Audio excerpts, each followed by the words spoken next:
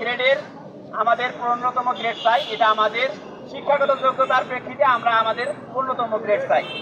দ্বিতীয়ত হচ্ছে আমাদের যে পদোন্নতি, প্রতিটা কাজ করলে একটা ডিভিশনে মানুষ যোগ্যতা অর্জন করে, কিছু অভিজ্ঞতার প্রেক্ষিতে তার পদোন্নতি হয়।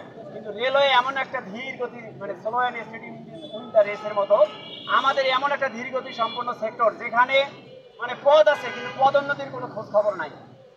ইভেন দেখা যাচ্ছে 5 বছর 10 বছর পরে আমরা কোনো পদোন্নতি দেখা পাই না। তো এই পদোন্নতির যে বেড়াজালটা আছে এটা উন্মুক্ত করতে হবে, মানে পদোন্নতির পথটা উন্মুক্ত করে নিতে হবে। চতুর্থত আমাদের যে আছে একটা হচ্ছে আমাদের প্রতিটা ডিভিশনে মানুষের কিছু কর্মঘণ্টা থাকে, যে এত টাইম থেকে এত টাইম তার একটা কাজের ন্যূনতম সময়সীমা বেঁধে দেওয়া থাকে। কিন্তু বাংলাদেশ রেলওয়ের এমন একটা সেক্টর, এখানে কাজের শুরু আছে কিন্তু শেষ নেই। আমাদের 365 দিনেই কাজ করতে হয়, আমাদের কোনো ছুটি নাই, উৎসব বাধা নাই। উৎসব আমাদের কি, উৎসবের দিনে আমাদের কোনো বন্ধ নাই। ইভেন আমরা যে ঈদ করি, ঈদ আছে, আমাদের হিন্দু ভাইরা পূজা পার্বণ করে, এই ঈদের সময় পূজার সময় তাদের কোনো ছুটি নেই। অর্থাৎ আমরা 24 ঘন্টা ডিউটি করবো, 365 দিনে ডিউটি করবো, কিন্তু আমাদের যে এর অ্যাগেনিস্টে যে আমাদেরকে ওভার টাইম দেওয়া হবে, অন্যান্য অ্যালাউন্স দেওয়া হবে, এই অ্যালাউন্সটাও রেলওয়ে কর্তৃপক্ষ আমাদেরকে দেয় না। এই ধরনের বৈষম্য আসলে কে মেনে নেবে?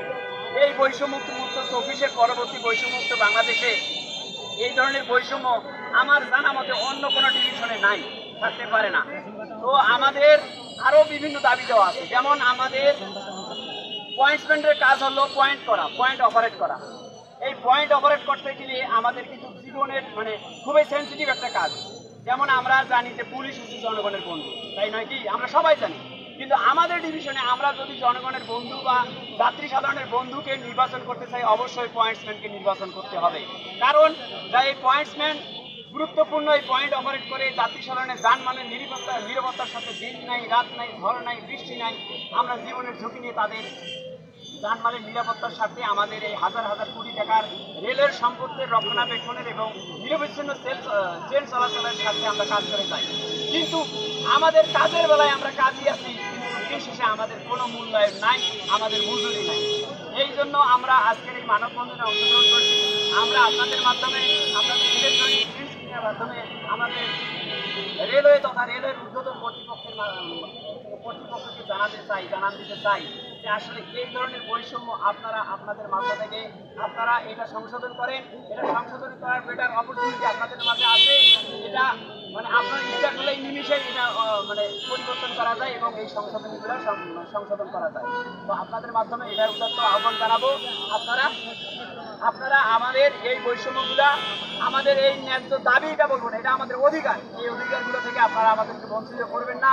আমাদের এখানে এই দাবিগুলো তাড়াতাড়ি পরিবর্তন করে তাড়াতাড়ি দাবি দেওয়াগুলো মেনে নিয়ে আপনারা আমাদের কর্মের পরিবেশ, সুশৃঙ্খল কর্মের পরিবেশ বিরাজ করবেন, বজায় রাখবেন, সেই আশাবাদ ব্যক্ত রাখছি আপনাদের মাধ্যমে।